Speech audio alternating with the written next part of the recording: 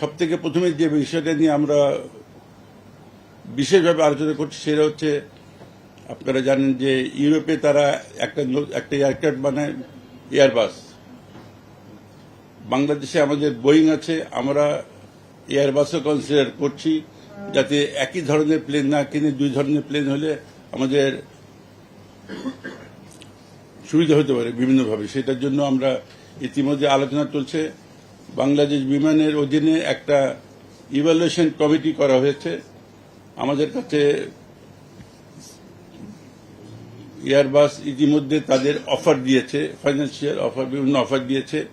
সেই অফারগুলিকে ভালোভাবে স্টাডি করে তারপরে আমরা সিদ্ধান্ত নিব। আজকে এবারই ওনারা চাচ্ছিল যে একটা এমইউ সাইন হোক। আমরা বলেছি না, এমইউটা এখন সাইন করতে পারবো না, কারণ এখন ইভ্যালুয়েশন কমপ্লিট হয়নি। ইভ্যালুয়েশন কমপ্লিট হলে তখন এই এমইউ সাইন হবে। এছাড়াও সিকিউরিটি, গ্রাউন্ড হ্যান্ডলিং, এই ধরনের বিভিন্ন বিষয় নিয়েও তারা ইন্টারেস্টেড। যেহেতু তারা জানে যে ঢাকা ছাড়াও আমাদের আরও দুটো ইন্টারন্যাশনাল এয়ারপোর্ট সিলেটে এবং কক্সবাজারে হচ্ছে, সুতরাং এই ব্যাপারগুলিও তো তারা ইন্টারেস্টেড। তারপরে তারা জানতে পেরেছে যে আমরা সৈয়দপুরকে ঘিরে একটা নতুন হাব বানানোর চেষ্টা করছি। সুতরাং they have a lot of interest in Bangladesh aviation industry. আমি আবার বলছি, ইউকের সাথে আমরা অতীতে কাজ করেছি, সুতরাং আমরা তাদের যে ক্যাপাসিটি বা তাদের প্রযুক্তিগত কত উন্নয়ন হয়েছে সেটা আমরা জানি, তার উপর ভিত্তি করে কাজ করা যাবে। এয়ারবাস বলতে শুধু ফ্রান্স না, ফ্রান্সে কিন্তু ইউকেও আছে, ইউকে, জার্মানি, ফ্রান্স, তিনজন মিলে। সুতরাং তারা ওইটাই ইন্টারেস্ট দেখাচ্ছে।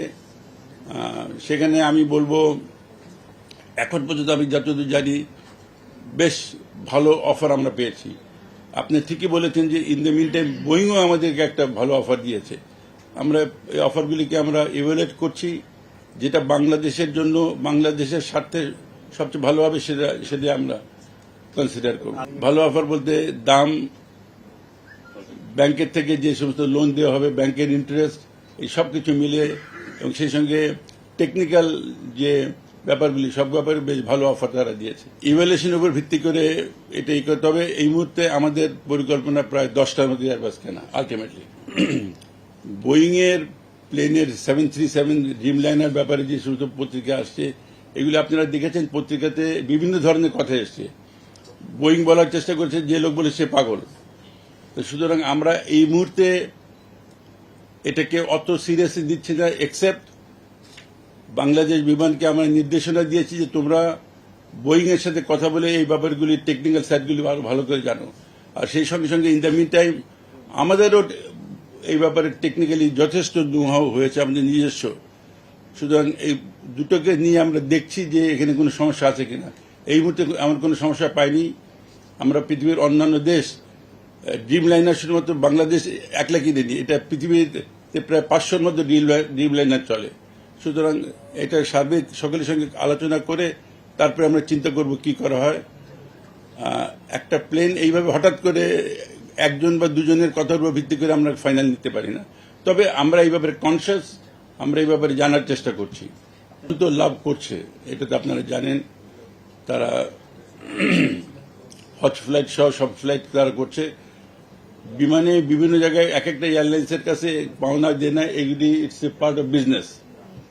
আমার মনে হয় বিমান এগুলিকে ওইভাবেই দেখে তাদের কাছ থেকে তাদের টাকা রিয়েলাইজ করার চেষ্টা করবে।